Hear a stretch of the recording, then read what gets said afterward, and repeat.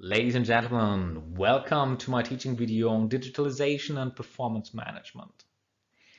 Operational performance cycle, micro performance loop, and strategic performance loops, all of these have been dramatically changed by digitalization. Digitalization has changed the way we live and the way we work. And of course, it has repercussions on performance management. On the one hand, there's the enormous power of business analytics that allows us to process big data and enhance and augment the decision-making processes in the company. And on the other hand, there is the cultural challenge that engagement has been redefined and that we have to create performative work experiences in order to achieve the goals and to empower the engagement that we need for becoming a sustainably performative company. So the question here is, what is your role as future performance manager? And this is the topic of this video. If you look at the learning objectives for this module, we have first understanding the current technological trends for performance management. This goes into the area of artificial intelligence and machine learning. Second, comprehend the ludic or experience turn in performance management. This is a brief introduction into gamification of performance management. And third, reflect on the role of the future performance manager. So what will be your role and what kind of skill set do you need to fulfill this role successfully? Performance management has always been data-driven. But whereas the controller of the 90s was the person who was mostly knowledgeable in Excel and could impress everyone with his pivot tables, now the sheer number of data has made it impossible to manage them with Excel. Artificial intelligence, machine learning, have brought big data analysis and discovery through visualizations to the next level. From Excel spreadsheets to actionable data visualizations within smart BI platforms. These actionable data visualizations are also the beginning for self-controlling. And the cultural evolution of democratizing this formerly secret knowledge of performance data. The automation potential of these data includes not only the data but also data science itself, and has led to new possibility of descriptive, predictive, and prescriptive analytics. This will be dealt with in a second. Let's look at the triangle of analytics and the differences between descriptive, predictive, and prescriptive analytics. Descriptive analytics try to take the data at hand and look for patterns, try to understand what is going on, what is going wrong. Here, part of the analytical toolbox is the variance analysis. All of that can be automated, and we can see fairly what's going on in our company. Based on a plethora of data, we not only have the financial data, we have all the KPIs we can imagine. We can have user data. We can have behavioral data on our websites. We might even get psychological data from our customers. And of course, there are data from our employees, sentiment data. Descriptive analytics are the starting point for understanding how our corporate reality is functioning. From descriptive analytics, we go to predictive analytics. Predictive analytics try to understand the patterns of behavior based on the behavior of the past. Predictive analytics generates, eventually through machine learning, algorithms that can predict the future based on trigger events. This is already the case and up and running for forecasting. Forecasting based on the actual numbers in the system have already been proven to be more reliable than the forecast of the controllers and the performance managers in the past. You might say this is partly due to the political mingling of the numbers and the selling of hope. But predictive analytics is becoming more and more powerful tool, and it also lays the ground for prescriptive analytics. In prescriptive analytics, we do not only see the predictive value of what's happening based on the descriptives and the data that are coming in, but we already have algorithms that automate the behavior. So based on the data and based on our predictive analysis, we know what's going on, or we have an assumption of what's going on, and we have a prescribed automated way of dealing with the situation. This can mean that we have to alert certain people. It can be that we automatically add resources to a certain topic. It might automatically mean that we have to stop selling to somebody, or so on and so on. Prescriptive, predictive, and descriptive analytics, they are based on the same data, but the way they are dealing with the data is different. And if you take it for face value, you might say that this is the incarnation of what human performance managers have done in the past. But there are still some jobs to be done by human beings.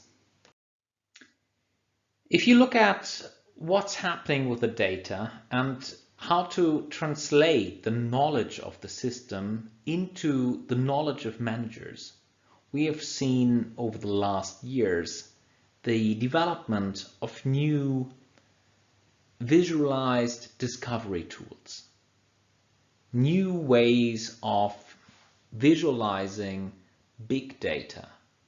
So we can see patterns within even big data in one figure, like in the sunburst data, or we have the Sankey or the tree map. If you look at heat maps, you can see, okay, what's happening where, and this heat map thing, we know it from geographical data as well, shows where are our hotspots and our pain points. Polar coordinates and parallel coordinates also try to help us what's going on. And the power of artificial intelligence lies in developing and showing us these kind of correlation analysis, this kind of attention grabbing visualizations, which help us to identify certain points immediately, even if we have lakes of data that would otherwise be completely unreadable. Hey, you might say, but hey, we haven't studied performance management to do that, right? Here the information technology guys and the IT experts, they should deal with that. Yeah, you might say so, but they have developed by now tools that can even bypass the performance managers. We've seen Tableau for visualizations, Power BI, we've seen Signavio and Celonis for process mining. Click Sense for big data analysis. Maybe Click is something like the Excel of the 2020s. And we have tools like from Val's side that allow predictive analytics and, of course, scenario planning. If you say that, yes, this is an IT story, yes, true, but the IT guys, they deliver all the data that's necessary for management. They show you where is the potential for improvement, where is the potential for cost reduction, where can we eventually increase sales by adding a bit of advertising. What can we do to finally overachieve our goals? By automatically showing the pain points and showing the critical points and areas in our business. These kind of tools help us on the one hand. On the other hand, they bypass the classical performance manager. The top management can directly access it, and they don't have to go to the tedious exercise of walking through hundreds of spreadsheets. No, they have a easy to go and lovely to look at visualizations. They can drill down to whatever level of detail they want. And this is not the future. This is already here.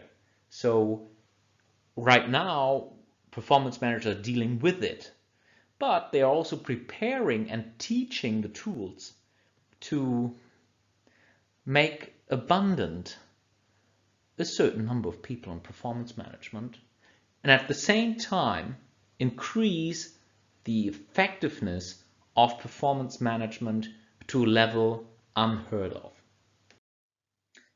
So what is your minimal viable experience in the 21st century?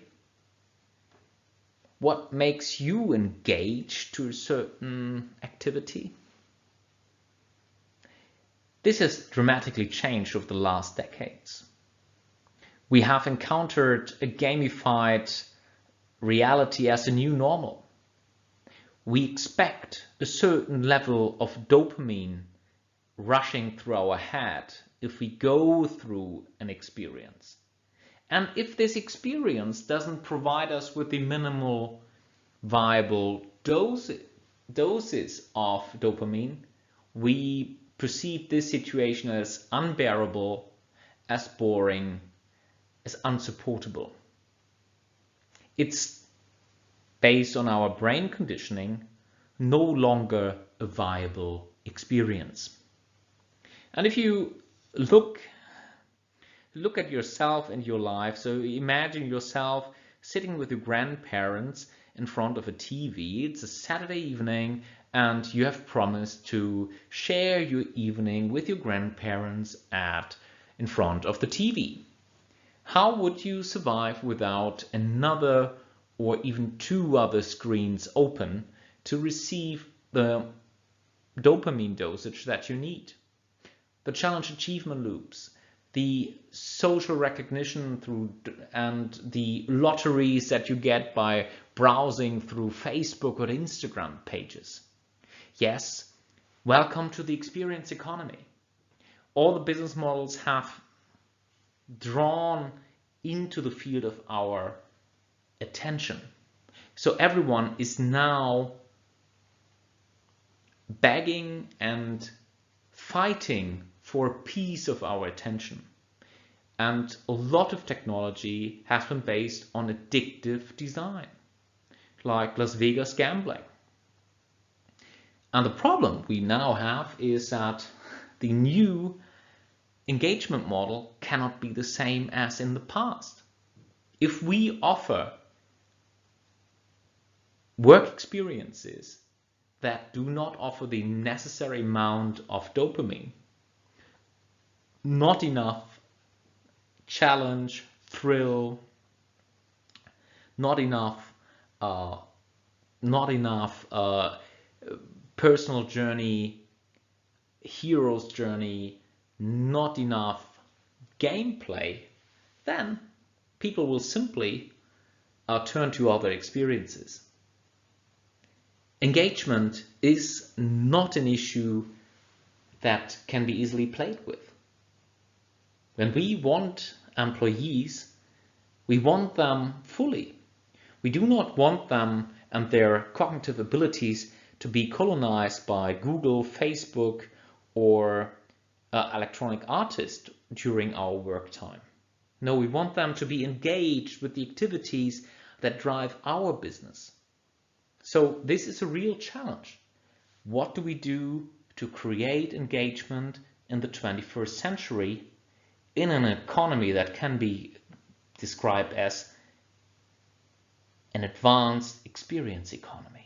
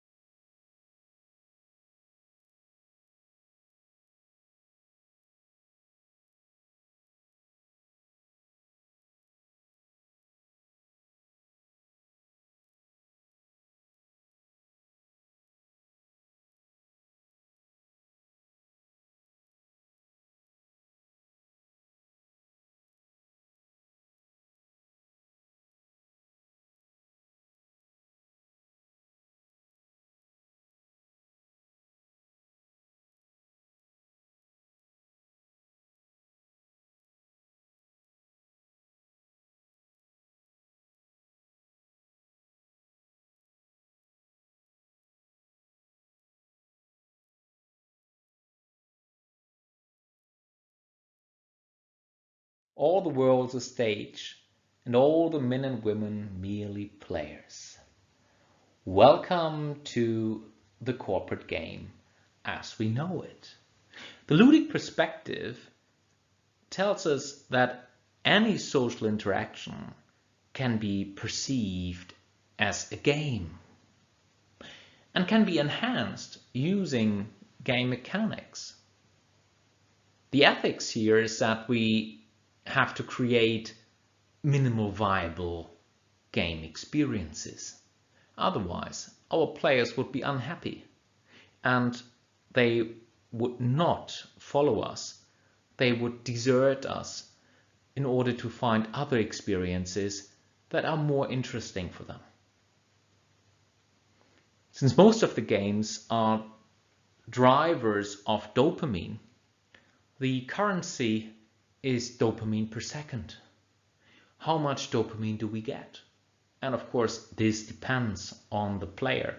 And not all the players are the same. We have different triggers. We have different preferences. Now let's look at the corporate game as we know it, the old game, and see whether this is indeed a game.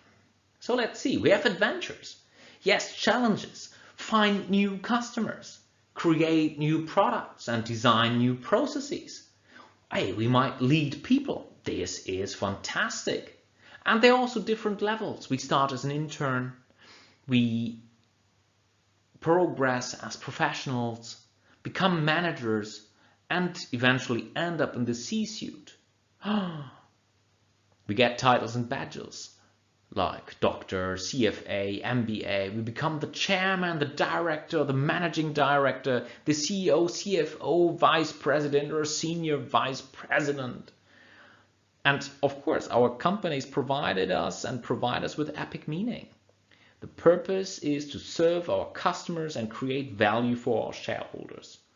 And we have, on the one hand, the feedback loops that are generated by the sales data, the 360-degree feedback, performance appraisals, and the career path, and the game engine that was based on budgets, capital budgets, forecasts, and incentives, and boni actually is the game engine. This performance management tools that are maybe 100 years old, they are the basis for the game experience, for the work experience, the performative work experience of our employees.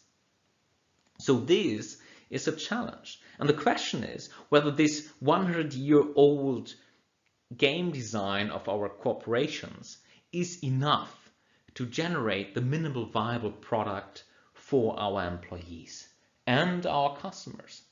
This is a question and a challenge, and this is also a huge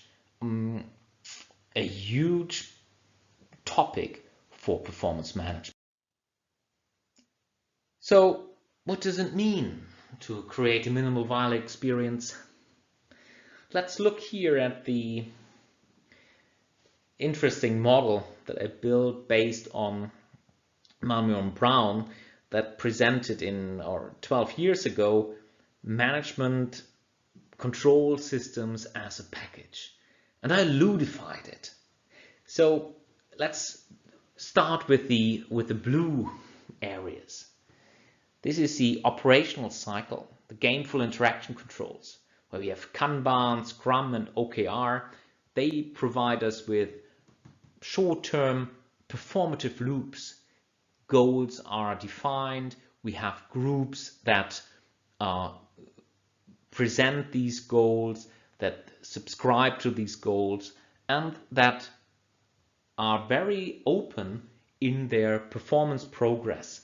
And this kind of tools brings people on the dopamine bus and provide a performative performance experience.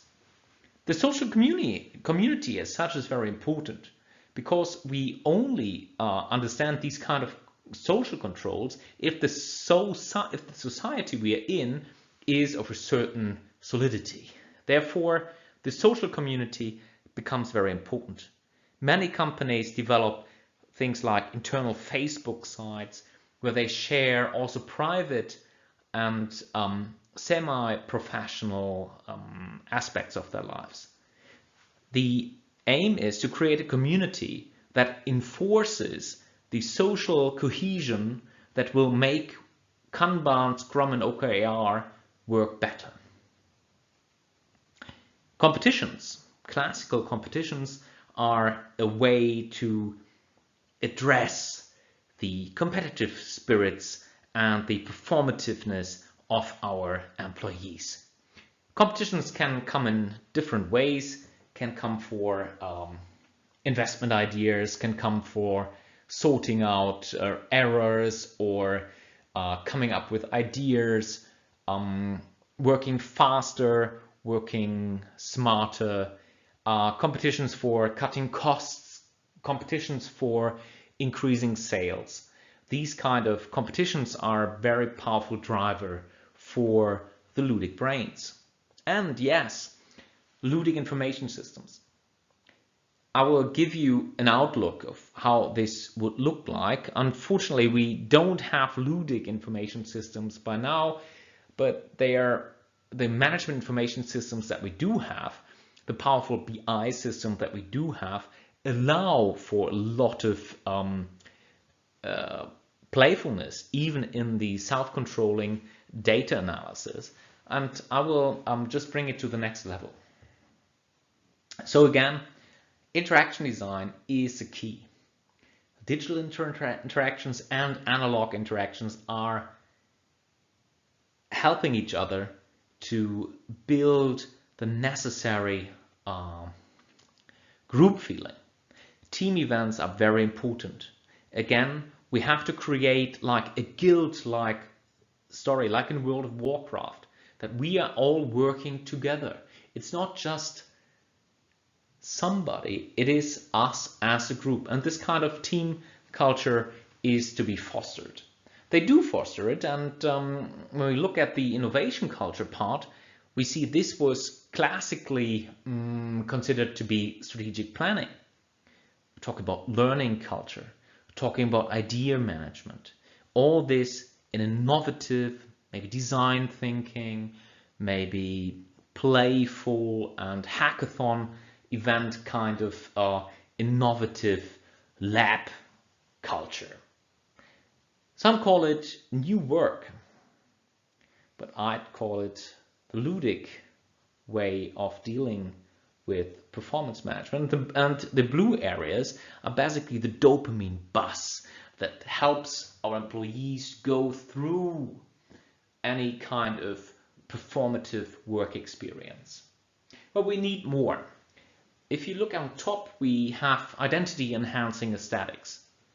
On the one hand, we have architecture. Jeremy Bentham famously claimed that in the 18th century, when he came up with the panopticon, that there's no social problem that good architecture cannot deal with. And yes, you see playful architecture, you see open offices, open space offices, you see many playful elements. And this kind of architecture also has something of, I would say, transparency, and transparency and control are correlated. Then there are symbols. The symbolism of the new work is different from the old work. The little signs of distinction, the expensive made-to-measure shirt, things like that, this is no longer what are the symbols of the new work. The owner, and maybe very rich person, comes in a very dressed down way into the office. Maybe he's sitting within the open space office, has no secretary around him or her, and doesn't particularly fall out of the overall crowd. The symbols of the past, like big corporate car, well-situated parking lot,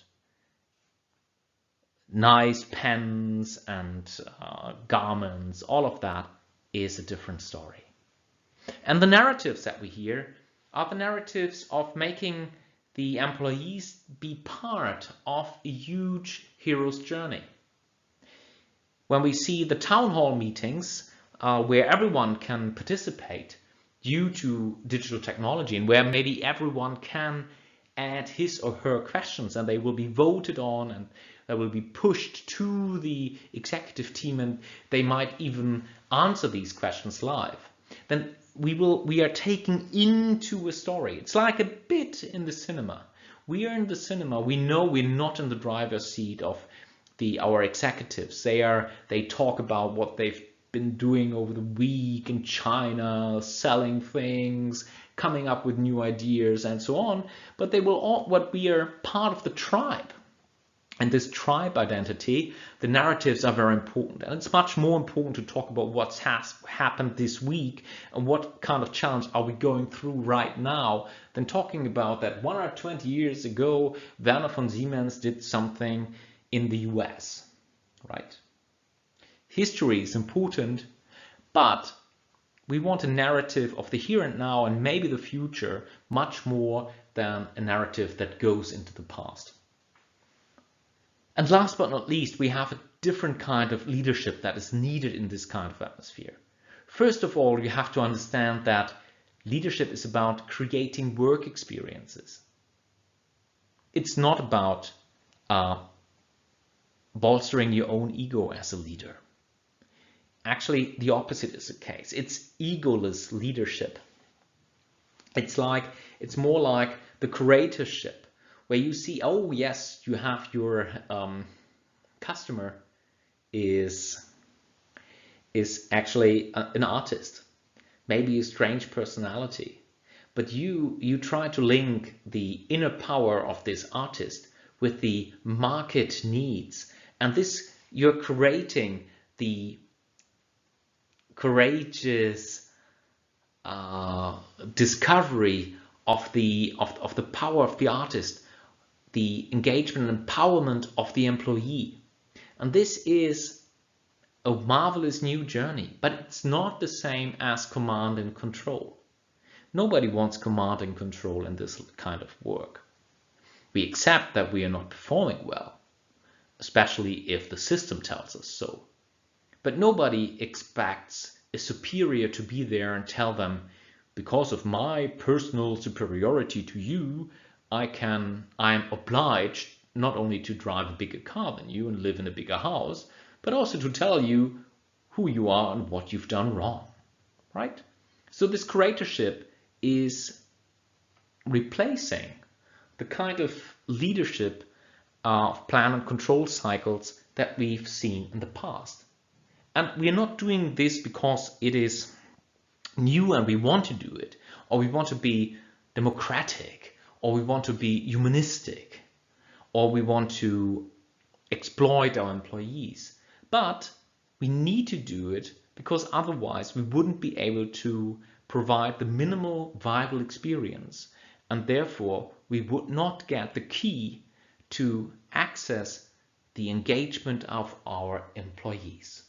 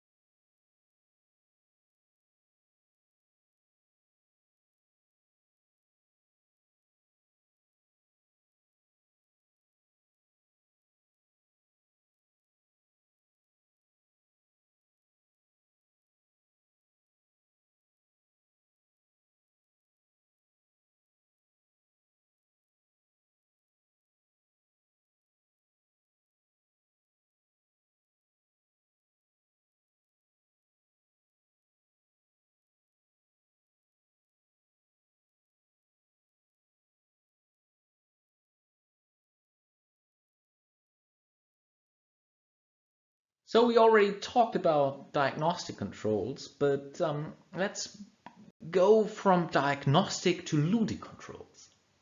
And here, let's start with the diagnostic control. So we measure what matters and we create control through transparency. And accounting and KPI management, all of that is exactly what it is. It's like going to the doctor. He takes your temperature, your body mass index, and so on, tells you, oh, maybe you're not in the healthiest of conditions, and he's prescribing something to you. The next thing would be cybernetic control, where we're setting goals, measure, and sanction performance. This we do by budgeting, forecasting, and applying incentives to a certain performance. The cybernetic control cycle, of course, is kind of mechanistic approach, but we know it works quite well, and a lot of people they love working in companies because they're in this constant goal and achievement mode. Cybernetic controls, however, they lack this personal and social process touch. And here we have to look at the interactive controls, where the participative goal setting and performance appraisal is perceived and designed as a social process. That means that we are developing the goals together, also top management, that we are developing this together as a team. That we, by developing the numbers, by developing the KPIs, we create a team spirit that also binds us to the performance of the future. In the 90s, when the balanced scorecard was implemented everywhere, everyone said, hey, finally we have a balanced scorecard on a dashboard, but what really mattered was the process and how to get there. And this process perspective is exactly what we need.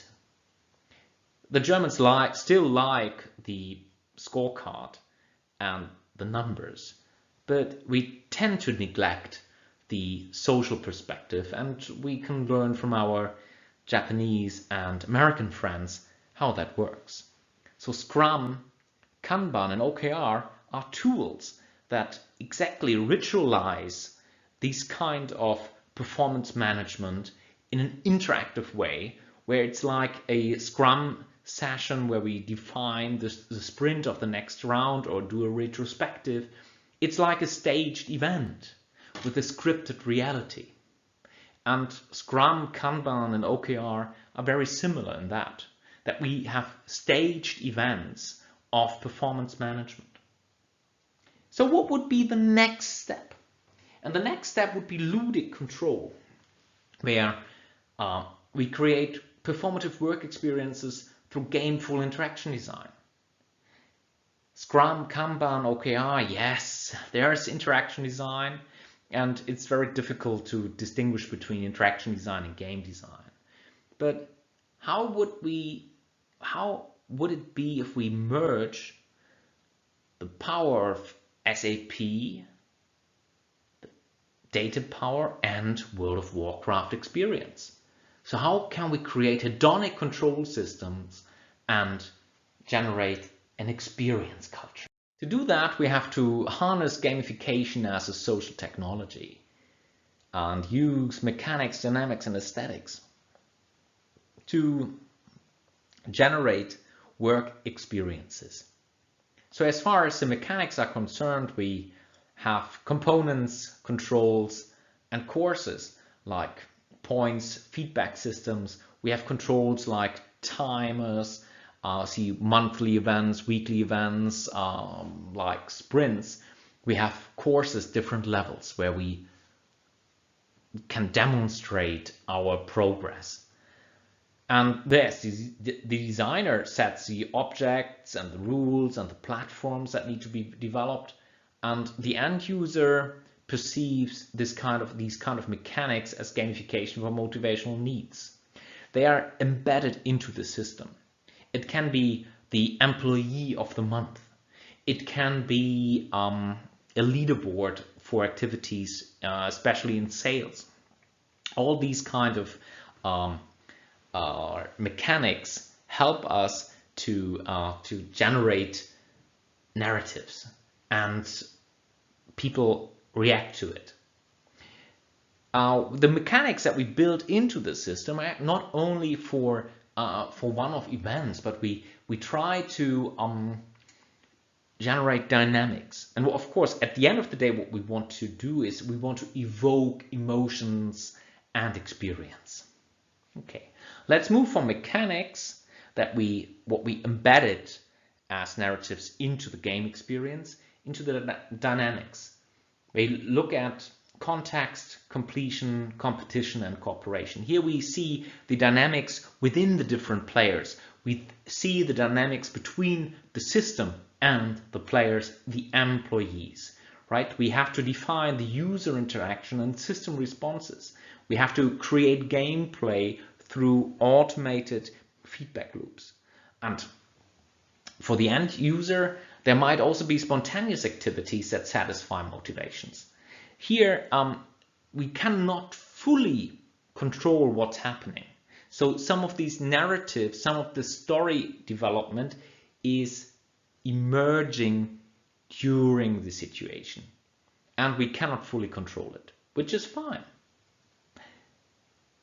But we can see whether they are positive or negative. And if they are negative, we might eventually have to change some of our mechanics in order to make sure that the outcome is according to our wishes. Yes, and at the end of the day, there are aesthetics. The aesthetics is what the user would feel.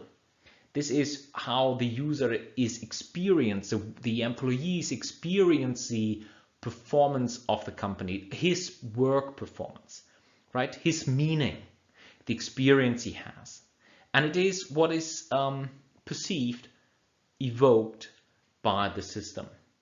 Can be challenges or community spirit, feeling creative, and the user experience outcomes and intended responses is what the designer has built into the system, especially into the mechanics and dynamics of the system. And here it's interpreted.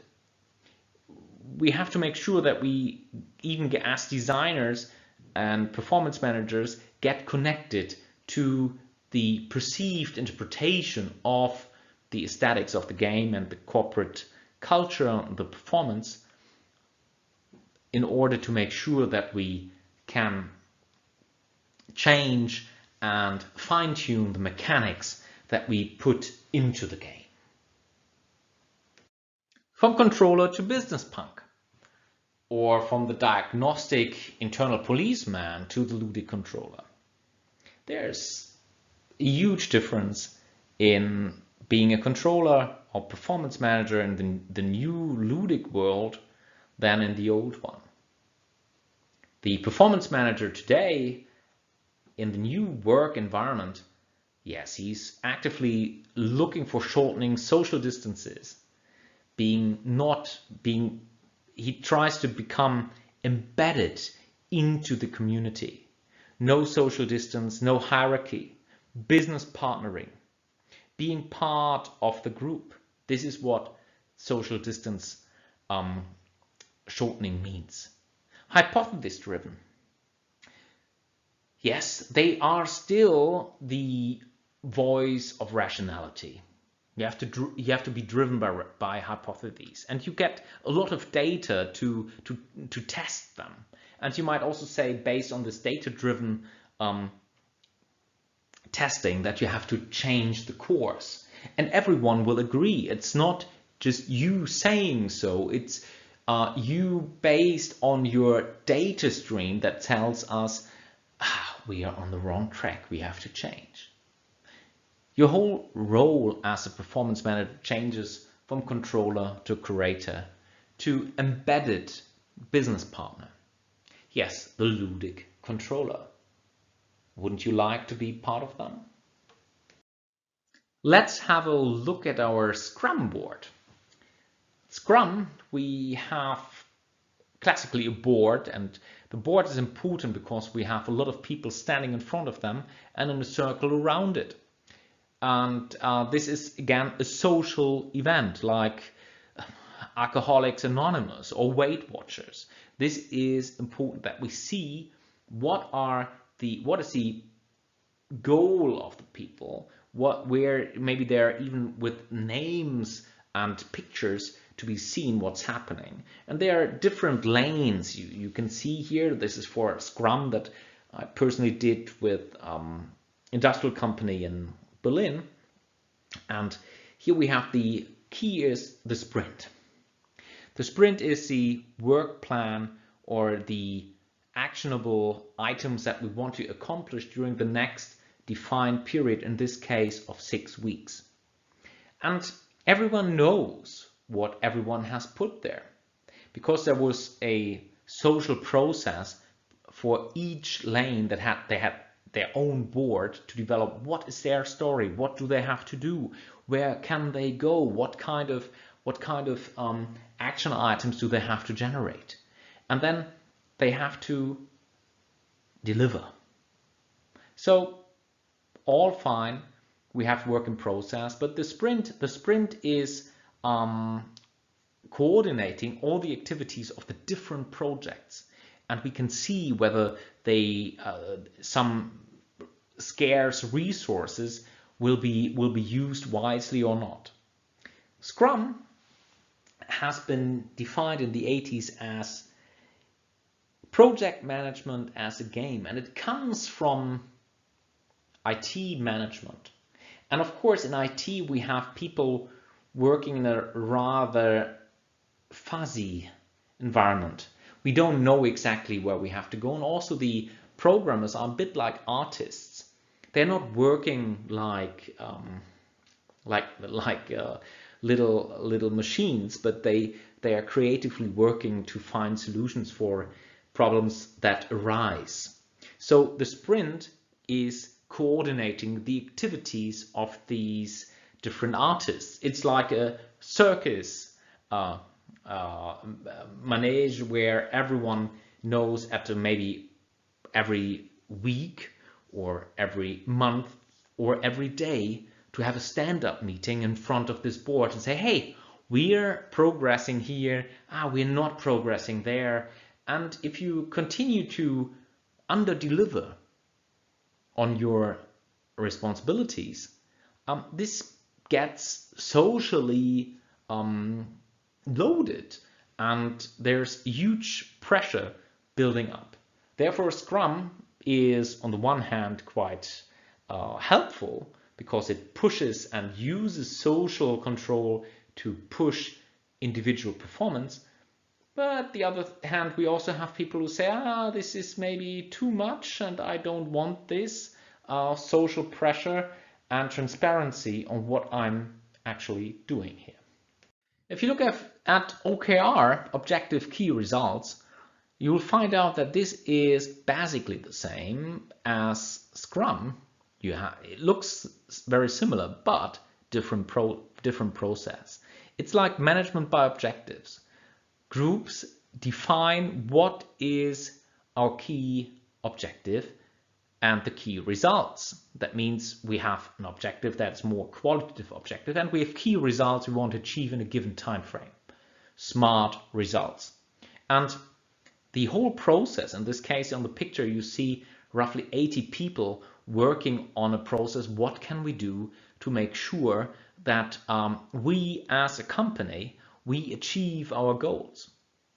And everyone was involved, everyone was helping everyone else, and there was a dynamic that absolutely stunned the top management, because they, within a very short time frame and with the same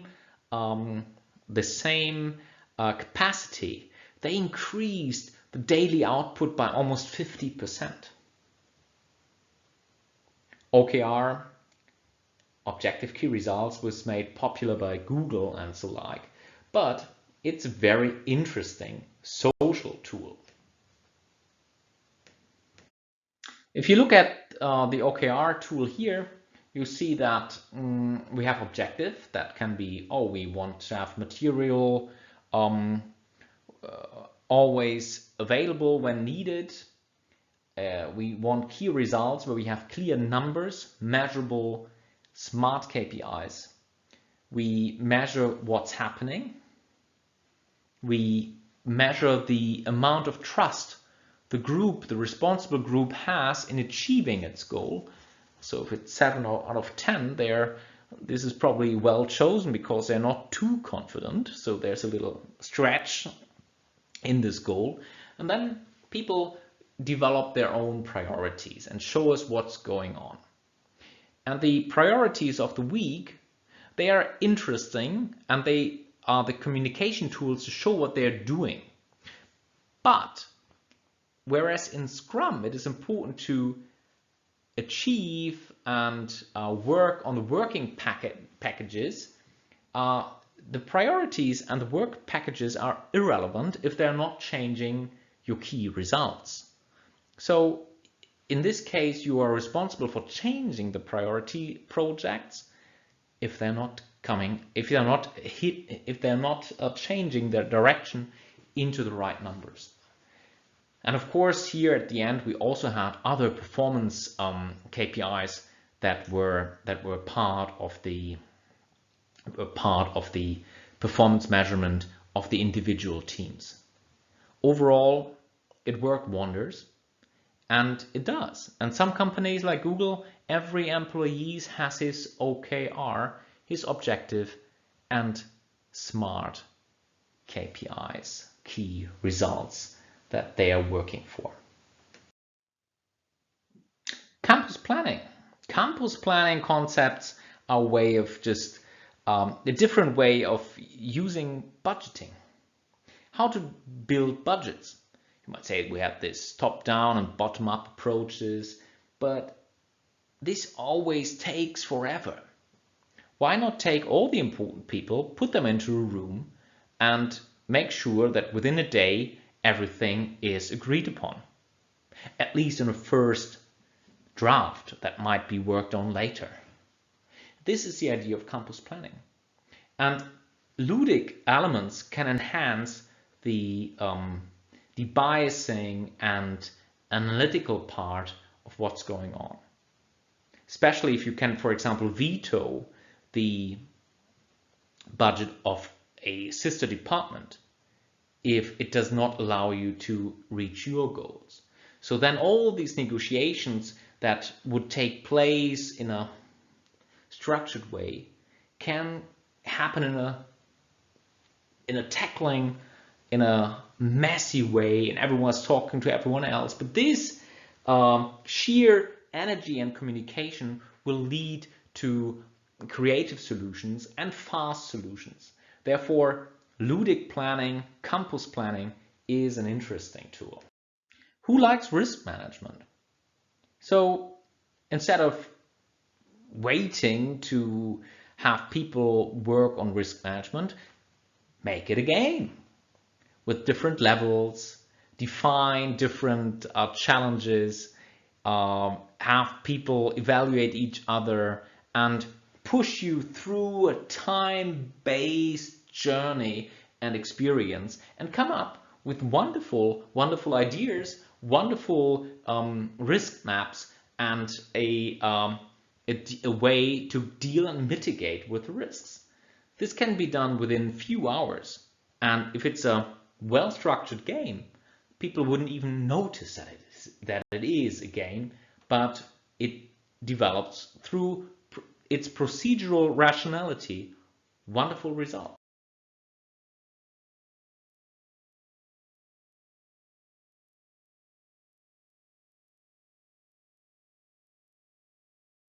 You have probably seen walls of ideas, and these walls of ideas are there because they take the power of the crowds. Everyone can add his ideas and contribute in new ideas or comments to a situation.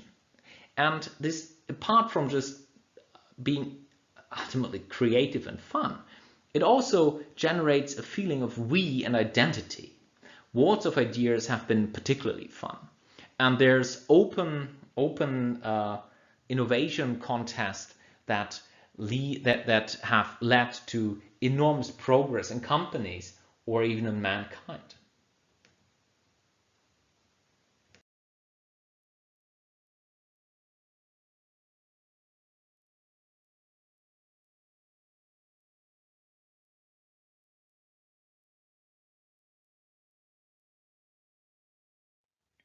So last but not least, I'd like to show you my ludic control system.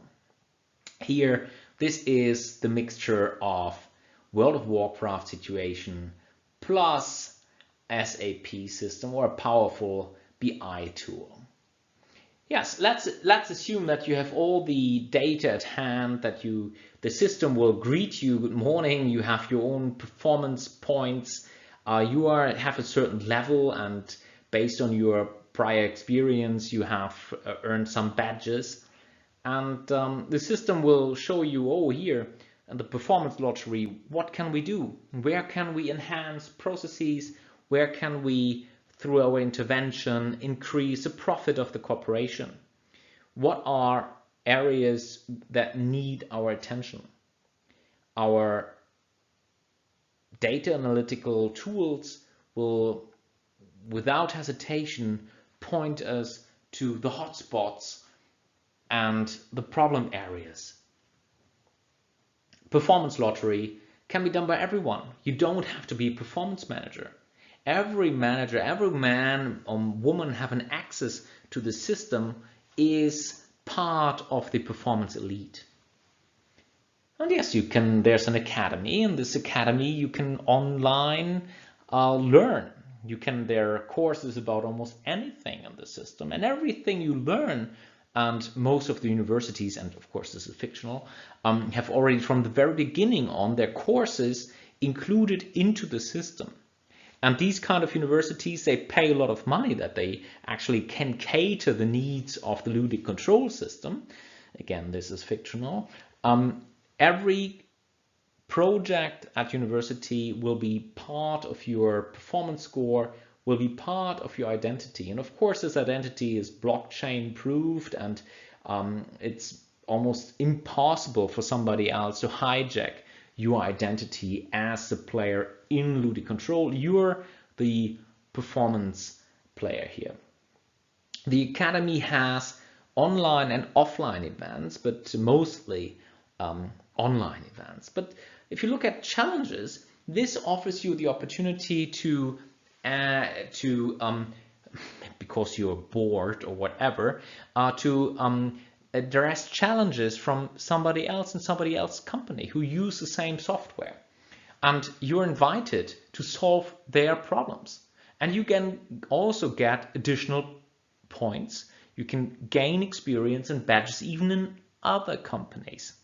So as long as you're dealing well with the challenges of your company, you might even get more points. And you don't get bored, right? There's a perfect balancing of what you want to do and what you can do. And you will never get bored because you get more and more responsibilities as long as you need them.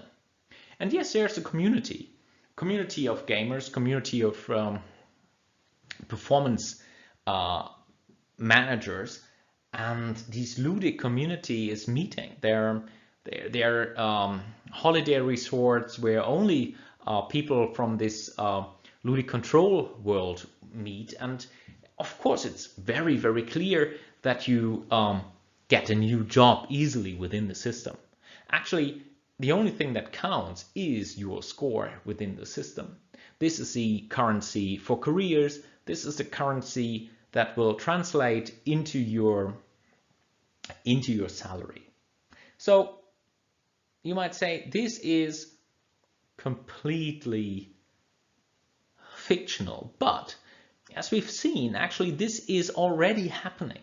The technological basics are there, and I think it's just a matter of mixing game design elements and the analytical power that we already have, add a bit of a community event, and then hey, off we go, and ludic control is there. And let's I think we'll see that within maybe 5 years, and it will have the potential to dramatically change the way we work. So, ladies and gentlemen, what are the options for the future performance manager? So on the one hand, I see that you could transform and become an AI trainer, an AI explainer, an AI sustainer. That means you become the servant of the system. You train it, you explain it to other employees and managers, and you sustain it. You make it more reliable. You grow it. You feed it, and so on and so on. That's one way you can transform yourself like that. You can also disrupt yourself and become a culture designer, a business model artist, and a gamification expert. And yes, why not? Because this is also a part of performance management. These two areas maybe depend on if you can do both, even better, but both are part of what's happening right now. And yes, you could level up, become a data scientist, a coder, or BI architect. But to be honest, there's kind of a hiatus between what most of the controllers currently are and what their basic training is, and what is needed to become a data scientist, a coder, or BI architect. But if you're in the process of developing the skills right now, because you're in a master's program or you're in a bachelor's program and you're trying to become a performance manager, why not? I think this leveling up, at least understanding what's going on, trying to program in Python, develop an understanding of data systems and architectures of information technology is the key for future success, and will definitely help you to ride the waves of digitalization in performance management. Ladies and gentlemen, here we are at the end of our teaching video. I hope you've enjoyed it. There are technological challenges lying ahead. Digitalization is bringing new opportunities and challenges to the performance managers. And whereas business analytics is one thing, the other big challenge is cultural management and experience design. So the question is, where do you see yourself? What are your affordances as a person? Where do you see yourself? And find and develop your path and become the hero of your own digital performance management journey.